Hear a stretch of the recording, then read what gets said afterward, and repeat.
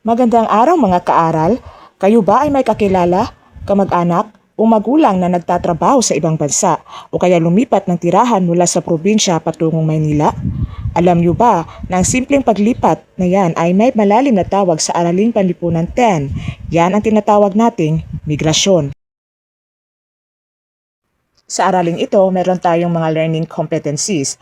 Una, naiisa-isa ang iba't ibang isyu na may kinalaman sa migrasyon, na ipapaliwanag ang kasalukuyang kalagayan ng migrasyon ng mga manggagawa at profesional mula sa Pilipinas papunta sa ibang bansa.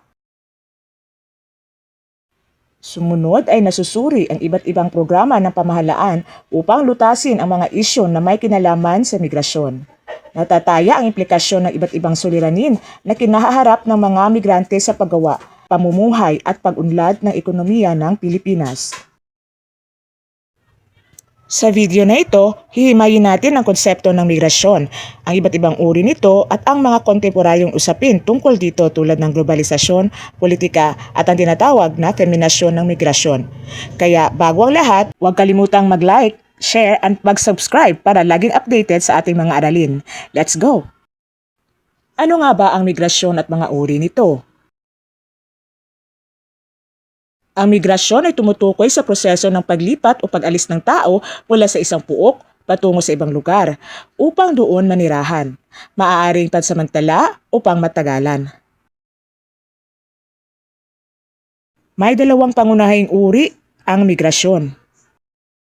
Ang una ay ang panloob na migrasyon o internal migration.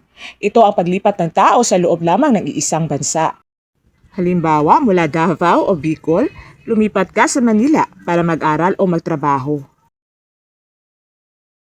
Ang ikalawang uri ay ang panlabas na migrasyon o international migration. Ito naman ang paglipat ng tao patungo sa ibang bansa upang doon magtrabaho o manirahan. Halimbawa, ang ating mga OFWs na pumupunta sa Saudi Arabia, Canada o Japan. Kapag pag-uusapan naman natin ang mismong mga taong lumilipat, nahahati sila sa tatlong pangunahing kategorya o uri ng mga migrante. Sino-sino nga ba ang mga migrante? Unang-una ang irregular migrants. Sila ang mga taong nagtungo sa ibang bansa na walang kaukulang permiso, visa o legal na dokumento. Kasama rin dito ang mga nag-overstay na sa kanilang mga tourist visa.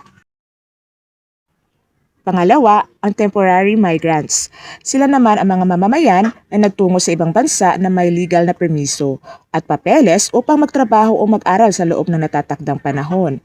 Ang karamihan sa ating mga OFWs ay kabilang dito. At ang panghuli ay ang permanent migrants. Sila ang mga migranteng ang layunin sa pagtungo sa ibang bansa ay hindi lamang magtrabaho, kundi ang permanenteng manirahan doon. Minsan, nagpapalit na rin sila ng pagkamamamayan o citizenship, tulad ng mga nagiging green card holders o citizens sa USA o Canada. Ngayong alam na natin ang mga batayang konsepto, tumungo naman tayo sa tatlong mahalagang diskurso at pananaw kung bakit nagiging masalimuot at mahalagang isyu ang migrasyon sa ating lipunan. Mga perspektibo at diskurso sa migrasyon.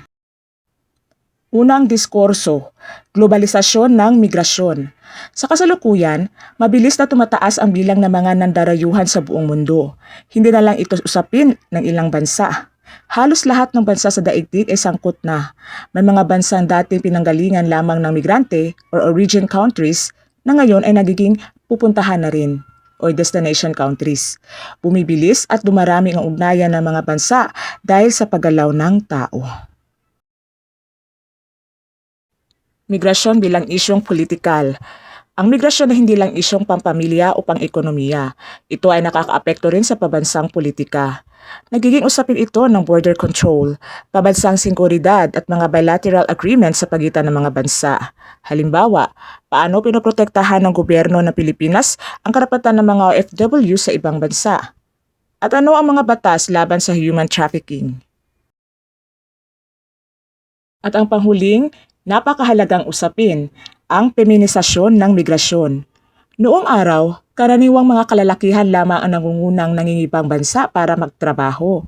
Subalit ngayon, napakalaki na ng bilang ng mga kababaihan na nandarayuhan upang maging domestic workers, caregivers, nurses at iba pa. Ano ang epekto nito? Malaki. Nagkakaroon ng pagbabago sa estruktura ng pamilya. Halimbawa, lumilitaw ang konsepto ng house husband, kung saan ang ama ang naiiwan sa bahay para mag-alaga ng anak habang ang ina ang nagtatrabaho sa ibang bansa. May mga positibong dulot ito sa ekonomiya, ngunit may mga hamon din sa emotional at psychological na kalagayan ng pamilya.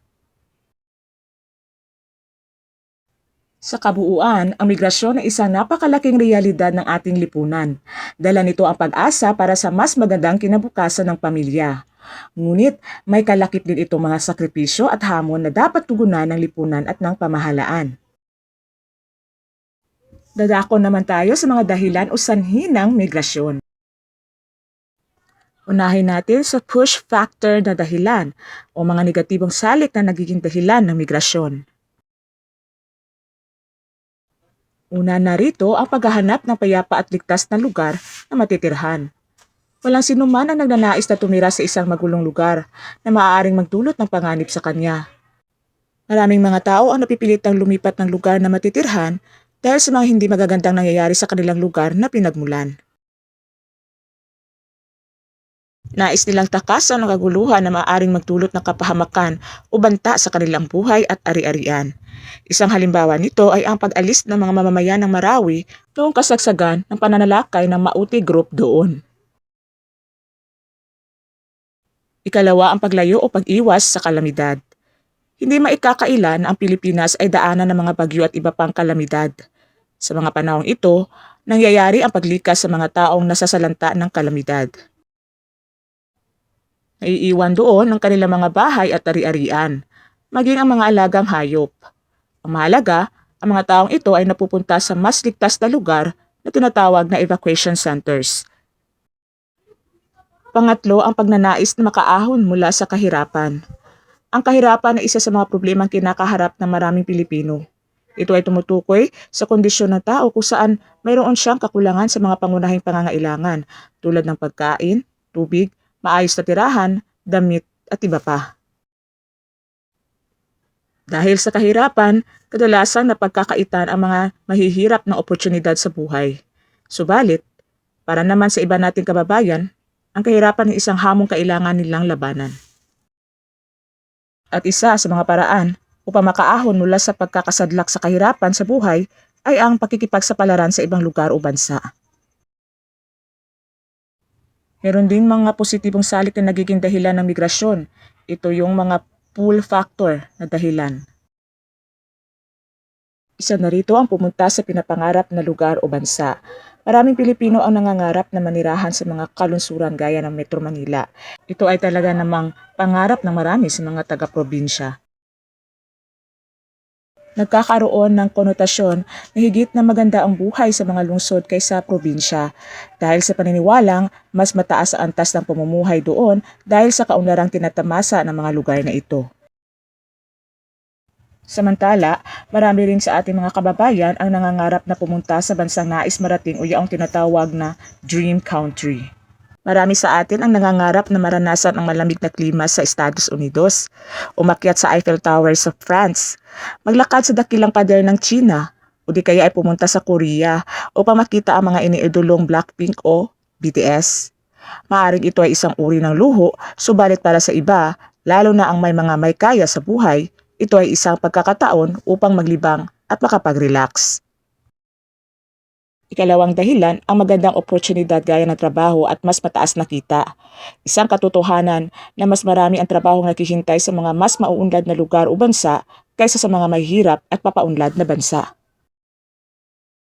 Ang mga mayayamang bansa, ngunit walang manggagawa, ay may malakas na migrasyon mula sa ibang bansa. Sila ay kilala sa tawag na migrants o economic migrants na tumutulong sa pagpapatatag ng ekonomiya ng bansang kanilang pinanggalingan sa pamamagitan ng remittances o perang kanilang ipinapadala sa kanilang mga pamilya dito sa Pilipinas. Sumunod ang panghihikayat ng mga kamag-anak na matagal nang nananirahan sa ibang bansa. Sinasabing nagkalat ang mga Pilipino saan man sa mundo. Maraming pamilyang Pilipino ang matagal nang nananirahan sa ibang bansa. Dahil dito, nagnanais din silang makuha ang kanilang mga kamag-anak, lalong-lalo na ang kanilang mga anak upang manirahan doon. At ang panghuli ay ang pag-aaral sa ibang bansa. Ang pagkakaroon ng isang mataas at matibay na edukasyon ay isang saligan upang mabago ang takbo ng buhay at lipunan tungo sa pagkakaroon ng isang masaganang ekonomiya. May mga pagkakataon na ang isang mag-aaral ay nabibigyan ng pagkakataong makapag-aral sa ibang lugar o bansa sa pamamagitan ng scholarship programs. Ngayon, tutungo na tayo sa mga epekto ng migrasyon. Ating tunghayan ang mga positibong epekto. Unang-una ang pag-unlad ng ekonomiya. Ang mga OFW ay nagpapadala ng malaking halaga ng pera sa bansa na nakatutulong sa pag-unlad ng ekonomiya. Pangalawa, ang pagpapabuti ng kalidad ng buhay. Ang mga pamilyang may kamag-anak na OFW ay nakakaranas ng pagpapabuti ng kanilang pamumuhay dahil sa tulong pinansyal na natatanggap nila. Pangatlo, ang pagpapalitan ng kultura. Ang migrasyon ay nagdudulot ng pagpapalitan ng kultura at tradisyon sa pagitan ng iba't ibang bansa. Pang-apat, ang pagpapaunlad ng kasanayan. Ang mga migrante ay nakakaranas ng pagpapaunlad ng kanilang mga kasanayan at kaalaman sa pamamagitan ng kanilang mga karanasan sa ibang bansa. Meron ding mga negatibong epekto ang migrasyon. Tunghayan natin. Brain drain. Ang pag-alis ng mga profesional at mga bihasang manggagawa ay maaaring magdulot ng kakulangan ng mga eksperto sa bansa. Pagkakahiwalay ng pamilya. Ang migrasyon ay maaaring magdulot ng emosyonal na pagkakahiwalay sa pagitan ng mga miyembro ng pamilya. Diskriminasyon at pang-aabuso. Ang mga migrante ay maaaring makaranas ng diskriminasyon at pang-aabuso sa kanilang mga pinagtatrabahuan. Illegal na migrasyon. Ang ilan ay nagiging biktima ng illegal na migrasyon at human trafficking na nagdudulot ng malaking panganib sa kanilang kaligtasan. Ang migrasyon ay isang mahalagang bahagi ng ating lipunan na may malaking epekto sa ekonomiya, kultura at pamilya. Mahalaga na maunawaan natin ang mga dahilan at epekto nito upang makapaghanda ng mas mabuting solusyon para sa mga hamon na dulot nito.